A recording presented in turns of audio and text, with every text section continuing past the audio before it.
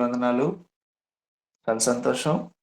యొక్క ఉదయకాల సమయంలో దేవుని సన్నిధిలో మనమందరం చేరి ఒక గంట సమయము దేవుని సన్నిధిని అనుభవించడము చాలా సంతోషం.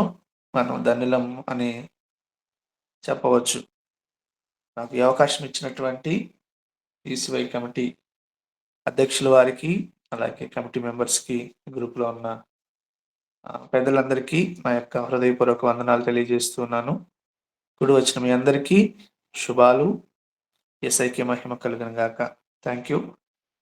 కొద్ది నిమిషాలు దేవుని వాక్యం ధ్యానిద్దాం. చాలా ఆసక్తితో, జాగ్రత్తగా లేఖనాలను చూడవలసిందిగా మనవి చేస్తూ ఉన్నాను. చూడండి,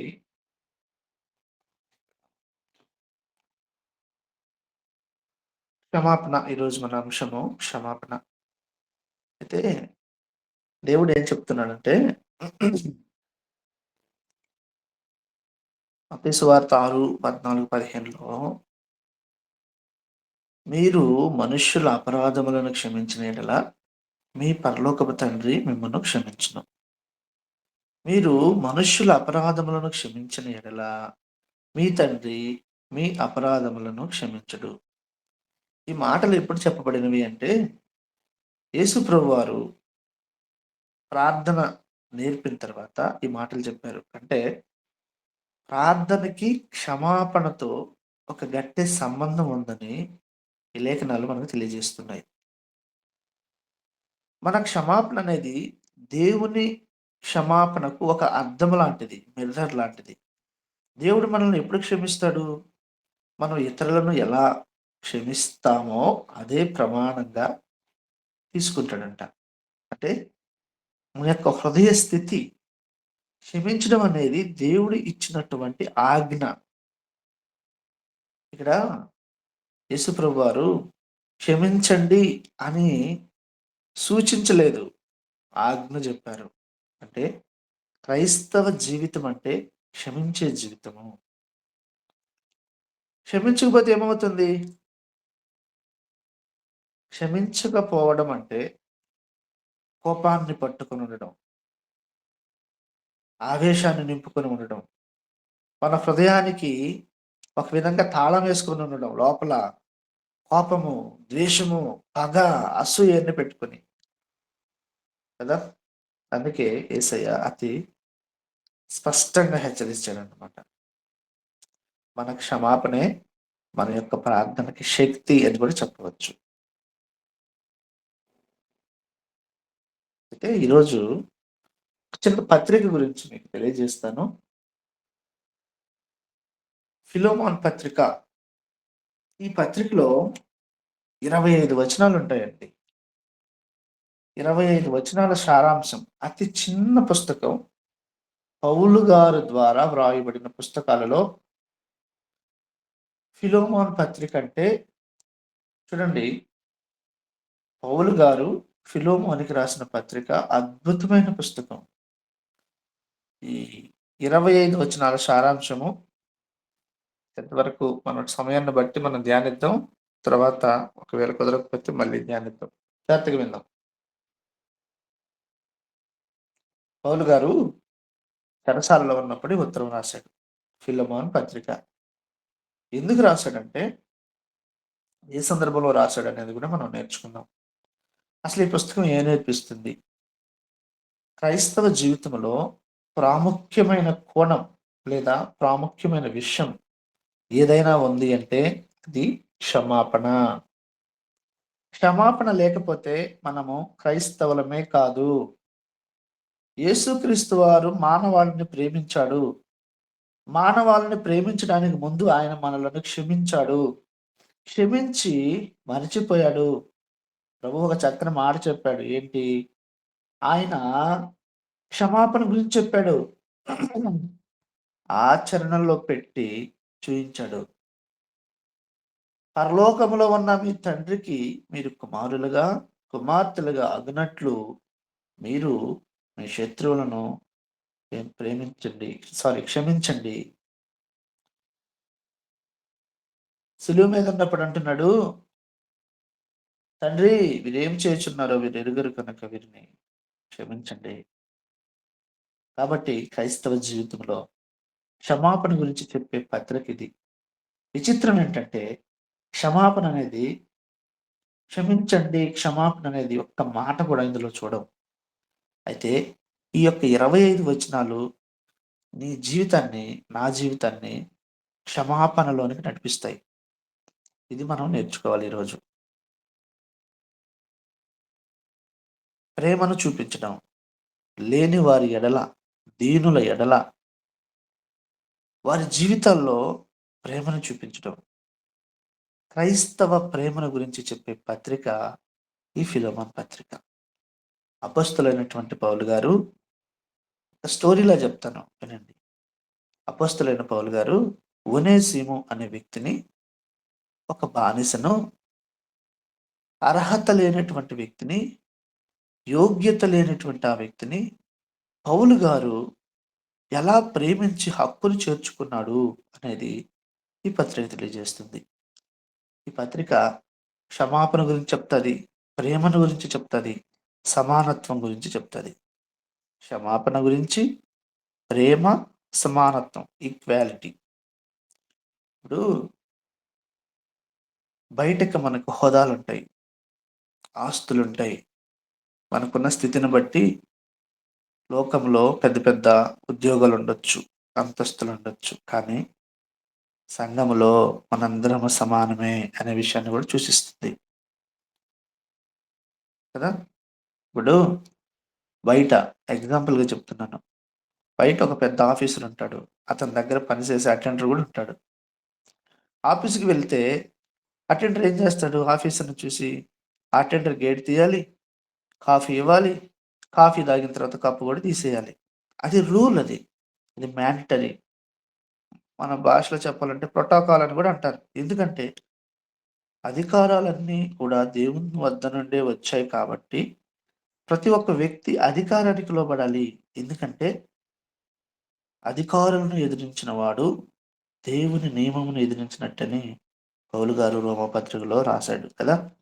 ఇది ఇక్కడ మనం నేర్చుకోవాలి. ఏంటంటే బయట మనకున్న పెద్ద ఆఫీసర్ని సార్ అంటాం, తెలుగులో అయ్యా అంటాం. కానీ అదే ఆఫీసరు, అదే అటెండరు చర్చికొచ్చారనుకోండి, ఇక్కడ పక్కపక్కన కూర్చుంటారు. ఇక్కడ సార్ అని పిలవాల్సిన అవసరం లేదు. అదే ఆఫీసరు అటెండర్ చర్చికొస్తే ఈ అటెండర్ చేతులు కట్టుకుని నిల్చోవాల్సిన అవసరం లేదు. అతనికి సెల్యూట్ చేయాల్సిన పని లేదు.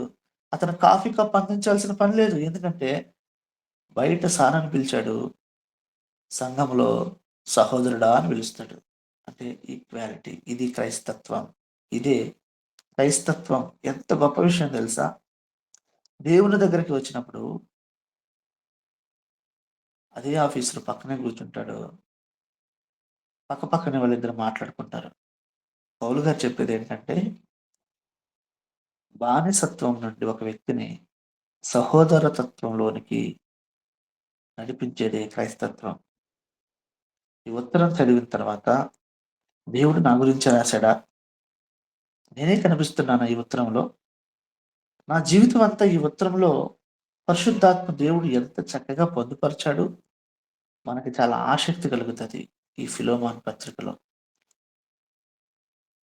గ్రీక్ బైబిల్‌లో 335 పదాలుంటాయంట ఈ యొక్క ఫిలోమోన్ పత్రిక కదా. అయితే మనకు తెలియదయన్నీ. తెలుగులో మాత్రం మనకు 25 వచనాలున్నాయి. 25 వచనాలు. క్రైస్తవుని యొక్క క్షమాపణ, ప్రేమ, సమానత్వం అనేది స్పష్టంగా ఈ పత్రికలో కనిపిస్తాయి. కాబట్టి మనం జ్ఞాపకం చేసుకోవాలి, సంఘాలలో నేను ఎక్కువ, నేను తక్కువ అంటే కుదరదు. సంఘములో అందరము సమానంగా ఉండాలి.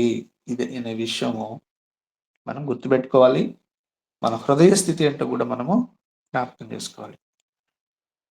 యేసుక్రీస్తు వారిలో మనము సమానత్వమును సాధించాం. అంటే యేసు ప్రభువుని మనం అంగీకరించామంటే మనము సమానత్వాన్ని కూడా మనము అనుకరించాలి. ఇప్పుడు నేను మన పాపములు ఒప్పుకునేటప్పుడు ప్రార్థన చేస్తాం. ప్రభువా, నేను పాపిని, నీ సిలువ రక్తంలో నన్ను కడుగు అని ప్రార్థన చేస్తాం కదా! ధనవంతుడు కూడా అలాగే చేశాడు. ఏమనో తెలుసా? ప్రభువా, నేను పాపిని, ఏ భేదము లేదు. అందరూ పాపం చేసి దేవుడు అనుగ్రహించు మహిమను పొందుకున్నాం. మనమందరం పాపులమే. అయితే యేసుక్రీస్తు వారు ధనవంతులను ఎలా ప్రేమించాడో దరిద్రులను కూడా అలాగే ప్రేమించాడు.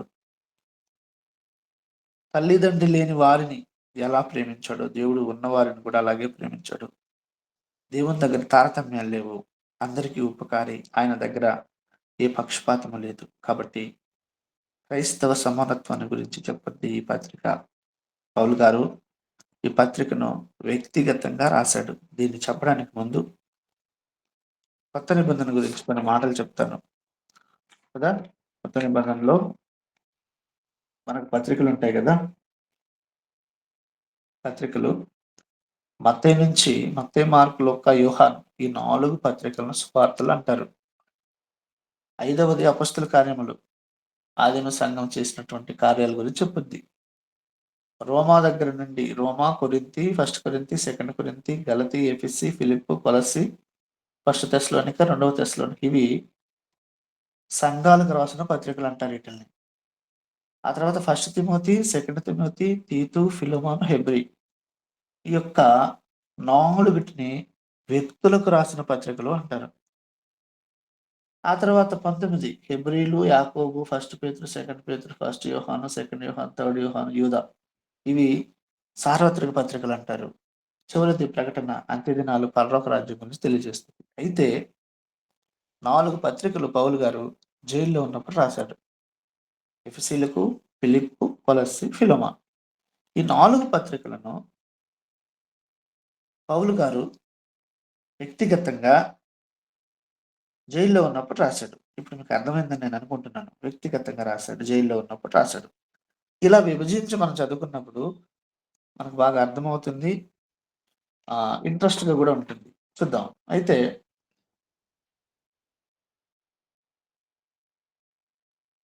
చూడండి. ఈ యొక్క ఫిలెమోను పత్రికలో 25 వచనాలుంటాయి. ఈ ఉత్తరము ఎవరు రాశారని చెప్పాను? పౌలు గారు రాశారు. ఎవరికి రాశారు? ఫిలెమోనుకి రాశాడు. ఫిలెమోనుకి రాశాడు. అసలు ఈ ఉత్తరం కంటెంట్ ఏంటంటే ఏ సందర్భంలో రాశాడు? దీని యొక్క సారాంశం ఏంటో మీకొక స్టోరీలా చెప్తాను. వినండి. ఒక కథలాగా చెప్తాను. ఇప్పుడు సువార్త కొరకు అపొస్తలుడైనటువంటి పౌలు గారు ఎంత కష్టపడ్డాడంటే, ఈ యొక్క ప్రపంచాన్ని 3 సార్లు చుట్టుముట్టాడు సువార్త దండయాత్రతో. కదా! ఇప్పుడు మనకు ఆటోలున్నాయి, కార్లున్నాయి, బైకులున్నాయి, ట్రైన్‌లున్నాయి, ప్లేన్‌లున్నాయి కదా! ఆ రోజుల్లో ఇయన్నీ లేవండి. ఈ వసతులు లేవు. ఈ వసతులు లేని ఆ దినాల్లో ఆలోచించండి పౌలు గారు ఎంత కష్టపడి ఉంటారో, ఎంత తీర్మానం తీసుకున్నాడో. ఇది ఆలోచిస్తే చాలా బాధనిపిస్తది. ఆసక్తి కూడా కలిగిత్తది. అరే! అసలు ఆయన కాళ్ళు అరిగిపోలేదా? 3 సార్లు సువార్త దండయాత్ర ఎట్లా చేశాడు? ఆయనకి అలసట రాలేదా? విసుగనిపించట్లేదా? ఆరోగ్యం క్షీణించిపోలే? ఇయన్నీ మనకు ఆలోచనలొస్తా ఉంటాయి. అయితే ఈ పుస్తకము క్రీస్తు శకము 60, 62 మధ్య కాలంలో ఈ ఉత్తరం రాశారండి. ఆయన ఒకే మాట చెప్పారు. మన భాషలో అయితే ఏమని చెప్పారంటే, దేవుని వాక్యం ప్రకటించకుండా నేను అన్నం తినను అని చెప్పుకోవచ్చు. దేవుని వాక్యం ప్రకటించకుండా నేను నిద్రపోను, నేను అన్నం తినను. అంత తీర్మానం తీసుకున్నాడు. సువార్తను ప్రకటించవలసిన భారం నా మీదుంది.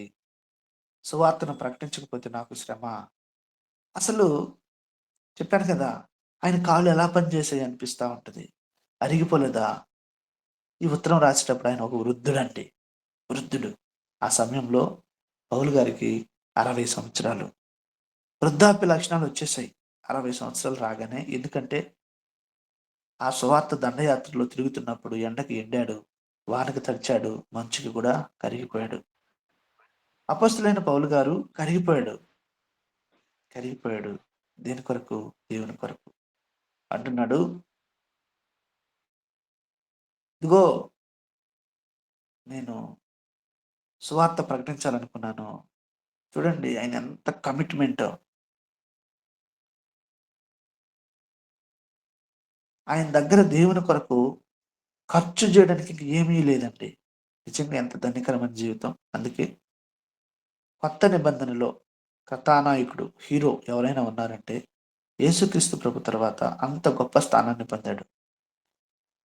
ఎంత ధైర్యంగా చెప్పగలిగాడో తెలుసా? బ్రతుకుట క్రీస్తే, చావైతే లాభం అన్నాడాయన. క్రీస్తు పొందిన శ్రమలలో ఏమైనా కొదువుగా ఉంటే ఆ ముద్రలు నా శరీరమందు, నా దేహమందు నేను భరిస్తానన్నాడు. దాని అర్థం తెలుసా? ఒకవేళ ఇంకేమైనా మిగిలిపోతే, యేసుక్రీస్తు శ్రమలలో ఏదైనా మిగిలిపోతే ఆ స్థానంలోకి నేను రావడానికి సిద్ధంగా ఉన్నానన్నాడు. ఎంత కన్విక్ట్ అయ్యాడు ఆయన పౌలు గారు. పౌలు గారు రాసిన ఈ పత్రిక, పౌలు గారు రాసిన ఆ చేతితో రాశాడు. ఆయన చేతితో రాశాడు. ఒక్కొక్క పదం చదువుతున్నప్పుడు కన్నీరు రాకుండా ఎవరికీ ఉండదు. ఈ ఉత్తరం చదివినప్పుడు పౌలు గారిని అసలు ఎంత సంతోషపడతాం అసలు. అంత అద్భుతమైన పుస్తకం ఇది. జాగ్రత్తగా విందాం. ఈ ఉత్తరం రాసేటప్పుడు పౌలు గారు రోమా జైల్లో ఉన్నాడండి. ఆ దినాల్లో రోమా చక్రవర్తి ఏం చేశాడంటే ఈయన్ని జైల్లో వేశారు కదా! జైల్లో వేసిన పౌలు గారికి ఒక వెసులుబాటు ఉండేది. ఏంటంటే దాన్ని ఏమంటారంటే హౌస్ అరెస్ట్ అంటారు కదా మనం. ఇప్పుడు గృహ నిర్బంధం అంటారు. అంటే పౌలు గారు జైల్లో ఉన్నా ఆయన్ని ఎవరైనా వచ్చి కలవచ్చు. ఆయనతో మాట్లాడవచ్చు. కానీ ఆయన మాత్రం బయటికి రాకూడదు. ఇది గృహ నిర్బంధం అంటే. మన పొలిటీషియన్స్ కూడా అప్పుడప్పుడు గృహ నిర్బంధం చేశారంట. హౌస్ అరెస్ట్ చేశారంటారు. అంటే దాని అర్థం ఏందంటే మీరు ఇంట్లో నుంచి బయటికి రాకూడదు. ఎవరైనా ఆయనెళ్లి కలవచ్చు గానీ ఆయన బయటికి రాకూడదు. అలాగే రోమాలో ఉన్నప్పుడు పౌలు గారిని హౌస్ అరెస్ట్ చేశారు.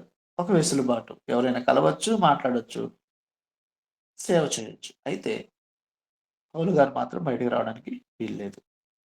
ప్రపంచంలో ఆ దినాల్లో ఆధిపత్యం కలిగిన పట్టణం ఏదైనా ఉందంటే రోమా పట్టణం. వరల్డ్ క్యాపిటల్ సిటీగా ఉంది. ప్రపంచాన్ని పరిపాలించే సత్తా ఉంది. విపరీతమైన జనసాంద్రత కలిగిన పట్టణం. ఇప్పుడు రాజధాని ఎక్కడుంటే అక్కడ జనసాంద్రత ఎక్కువ ఉంటది కదా! అయితే కొలస్సి అనే ఒక పట్టణం ఉంది. జాగ్రత్తగా విందాం. కొలస్సి అనే పట్టణం ఉంది. కొలస్సి. ఆ కొలస్సి పట్టణంలో ఒక వ్యక్తి ఉన్నాడు. ఇప్పుడు మన అల్లూరు ప్రాంతంలో ఆహ్, ఒక వ్యక్తి ఉన్నట్టు కొలస్సి అనేటువంటి పట్టణంలో ఒక వ్యక్తి ఉన్నాడు. ఆయన పేరేంటంటే ఫిలోమాన్. ఇది కథ కాదండి. వాస్తవం. ఈ ఉత్తరము విశ్వాస జీవితము సరే ఇయన్నీ తెలియజేసి చూడండి. ఈ పత్రిక ఈ కృప గురించి కూడా తెలియజేస్తదండి. చెప్పాను కదా! కృప, ప్రేమ, సమానత్వము, ఈక్వాలిటీ, క్షమాపణ. అయితే ఈ ఫిలోమాను కొలస్సీ పట్టణంలో ఫిలోమాన్ అనేటువంటి వ్యక్తి ఉండేవాడు. ఈ ఫిలోమాన్ చాలా ధనవంతుడు. చాలా ఆస్తి కలిగినవాడు. అదే సమయంలో ఈ యొక్క ఫిలోమోన్ అనే ఆయన పౌలు గారు సువార్త దండయాత్ర చేస్తున్నాడని చెప్పాను కదా! ఆ పౌలు గారు సువార్త చేస్తున్నప్పుడు పౌలు గారి ద్వారా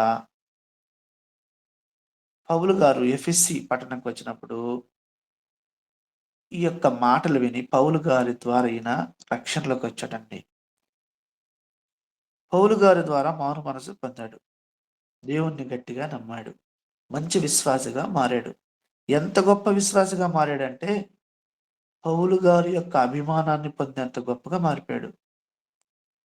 అయితే ఏం చేశాడంటే ఈయన, ఈ యొక్క ఫిలోమాను తన ఇల్లుని చర్చ్‌గా మార్చేశాడు. దీన్ని బట్టి మనకి ఏమర్థమవుతుందంటే, భక్తి కలిగిన వాడు, విశ్వాసం కలిగిన వాడు కదా! అయితే ఆ దినాలలో బానిస వ్యవస్థ అనేది విపరీతంగా ఉండేది. ఒక వ్యక్తి ఎంత ధనవంతుడైతే, ఆ ఇంట్లో పనిచేసేవాళ్ళు బానిసలు అంత ఎక్కువ మంది ఉండేవారండి. మరి ముఖ్యంగా రోమా పట్టణంలో ఎక్కువ మంది బానిసలు, ఎటు చూసినా బానిసలు కనిపిస్తూ ఉండేవారు. బానిసలను అమ్మేస్తూ ఉంటారు మార్కెట్‌లో. వస్తువులు కొన్నట్టు, కూరగాయలను కొన్నట్టు అమ్మేస్తా ఉంటారు. బానిసలు మార్కెట్‌లో ఉంటారాళ్ళు. వారికి బట్టలేముండవు. చిన్న గుడ్డ కడతారు ఆ వ్యక్తి మెడలో.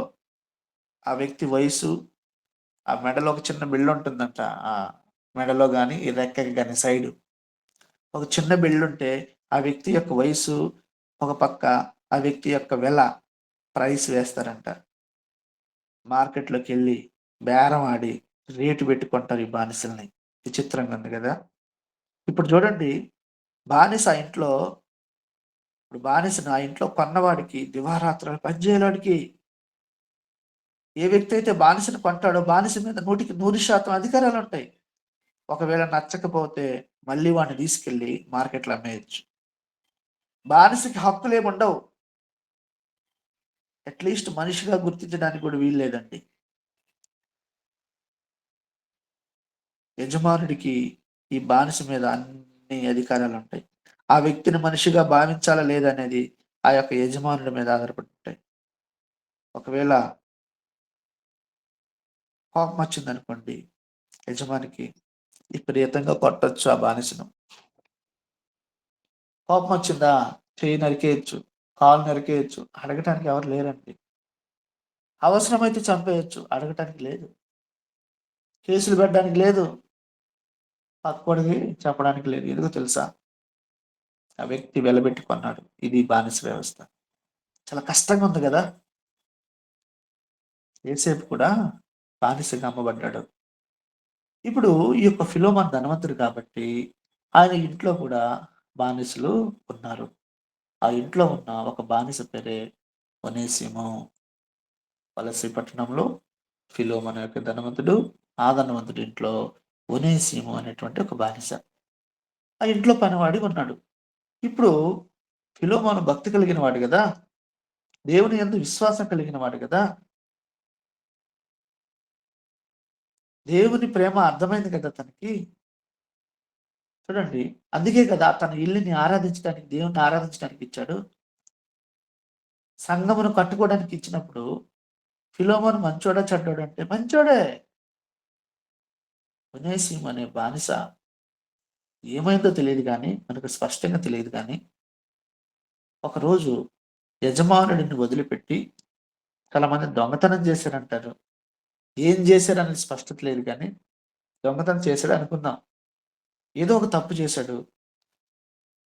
ఇప్పుడు ఫిలోమోనుకి అంటే యజమానుడికి చెప్పకుండా పారిపోయాడండి. పారిపోయి ఎక్కడికెళ్ళాడంటే చెప్పాను కదా! ఆ రోజుల్లో రాజధాని రోమా పట్టణం అని. కొలస్సీ నుంచి రోమా పట్టణానికెళ్ళిపోయాడు. ఇంతకీ రోమా పట్టణానికి ఎందుకెళ్ళాడు అని డౌటొస్తుందా? రోమా పట్టణంలో విపరీతమైన జనాలుంటారు. ఎందుకంటే రాజధాని. చాలా మంది ఇప్పుడు చాలా మంది జనాలుంటారు గాబట్టి, నేను వెళ్ళిపోయి అందులో కలిస్తే నన్నెవరు గుర్తుపట్టలేరు. నన్నెవరు గుర్తించరు. నేను ఒకవేళ హాయిగా స్వేచ్ఛగుండొచ్చు అనుకున్నాడేమో!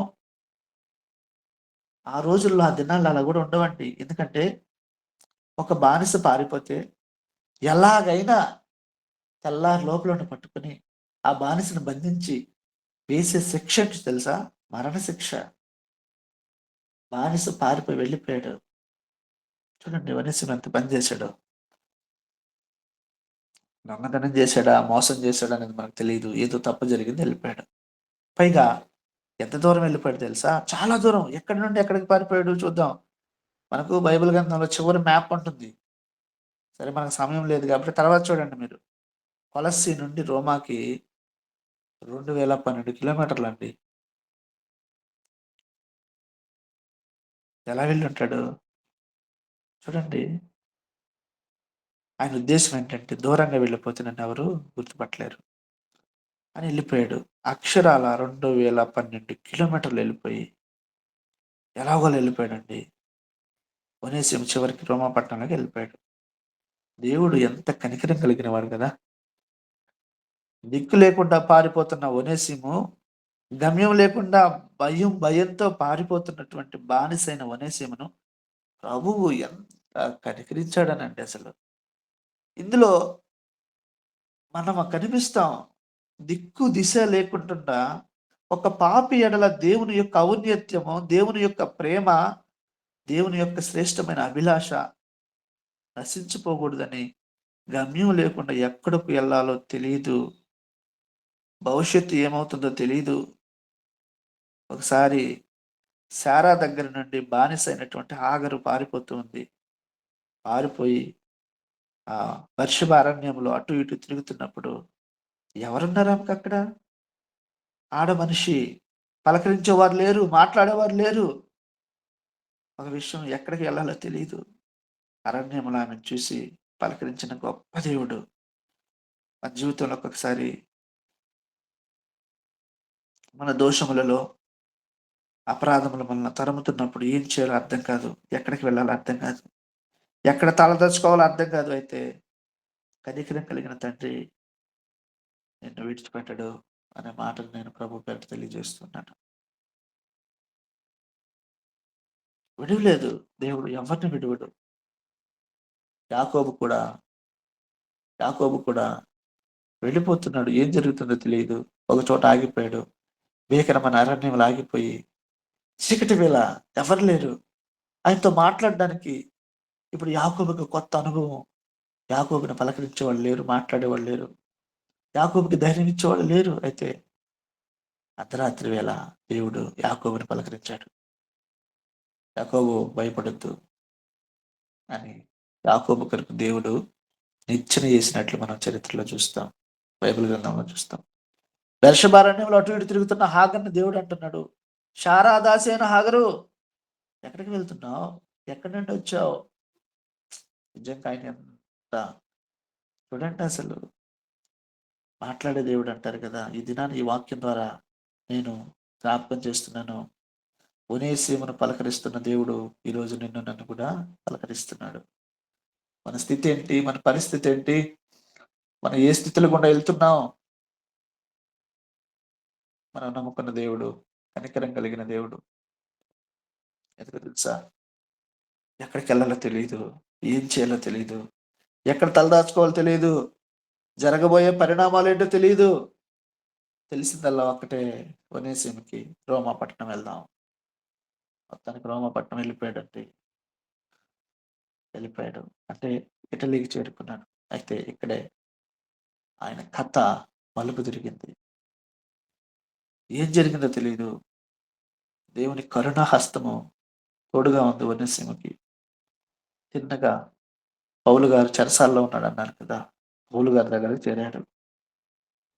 అప్పుడు పౌలు గారు చెరసాలలో ఉన్నాడు. హౌస్ అరెస్ట్‌లో ఉన్నాడు. ఆయన ఎవరైనా వెళ్ళొచ్చు, కలవచ్చు అని చెప్పాను కదా! అంటే డైరెక్ట్‌గా ఎళ్ళాడా? యాదృచ్ఛికంగా ఎళ్ళాడో తెలీదు గానీ, మొత్తానికి పౌలు ఇంటికి చేరాడు. ఆశ్చర్యంగా ఉంది గదా! దేవుడు మనల్ని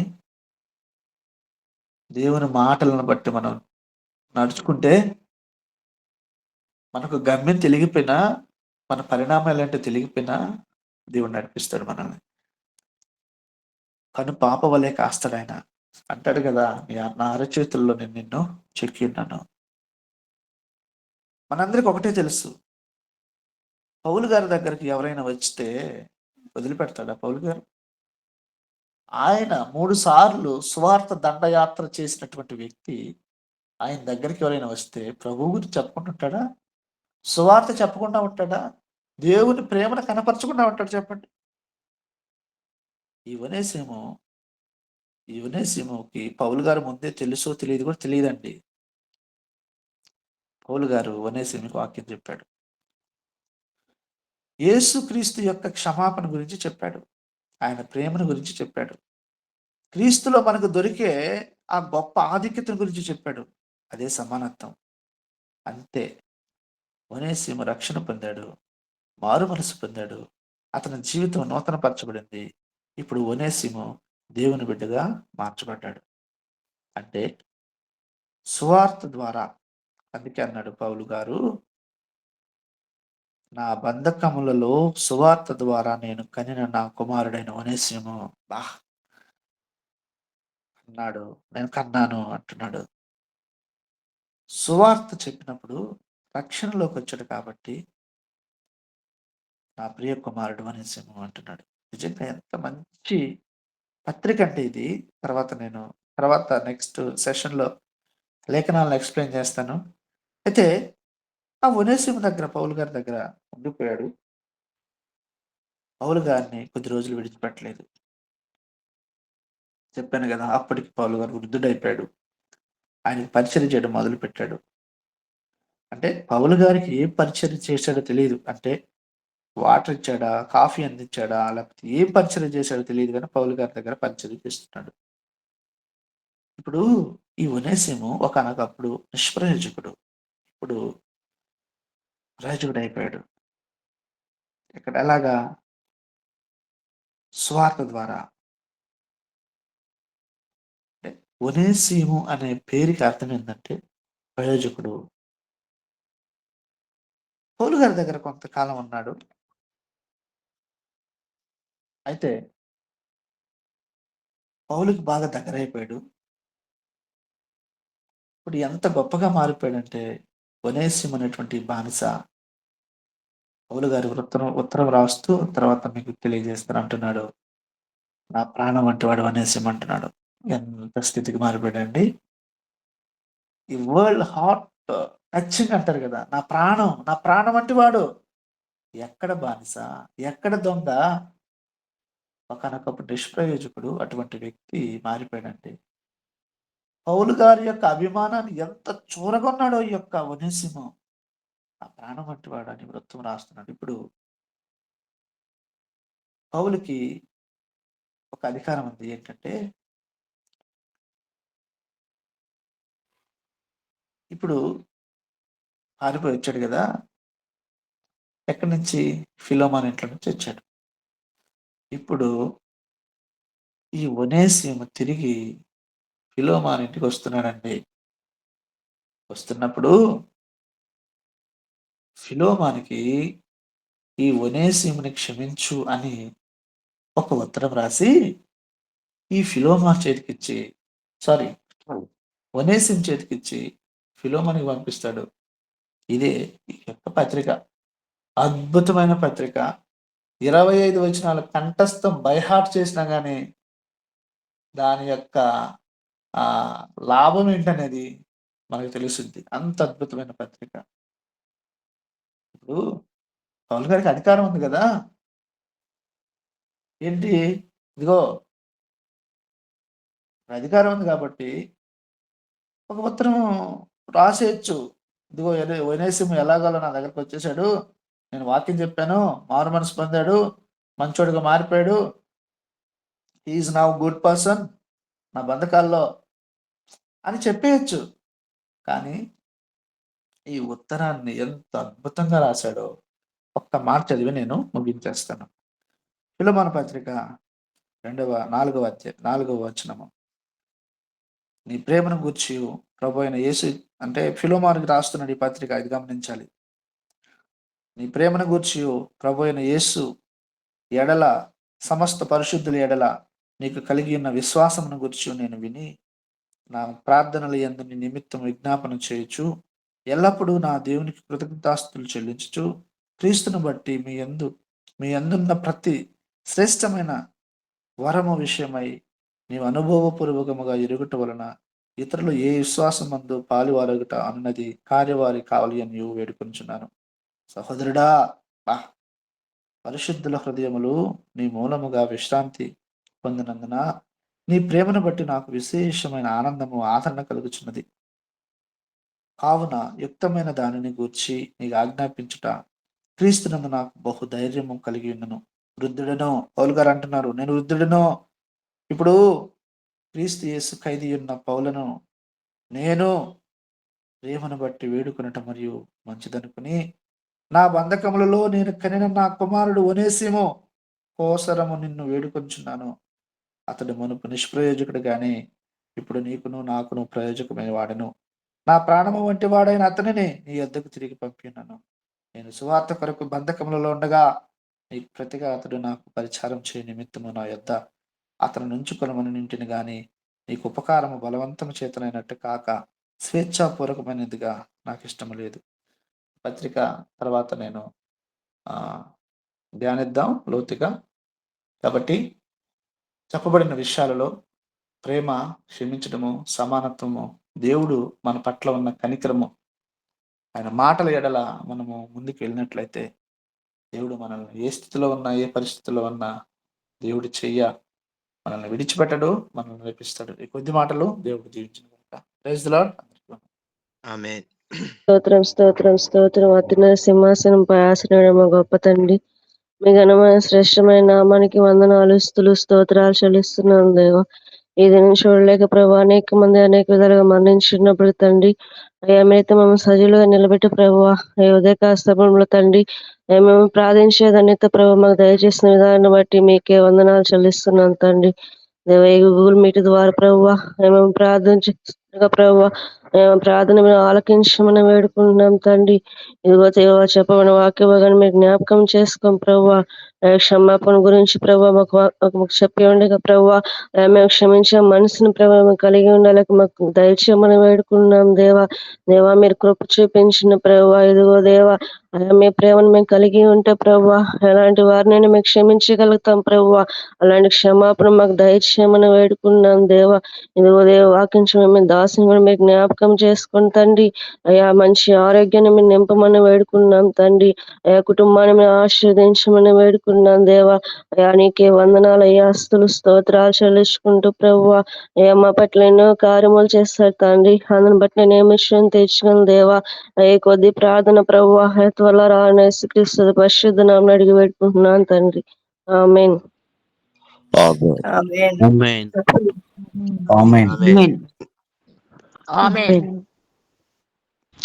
ఆమేన్. ఆమేన్.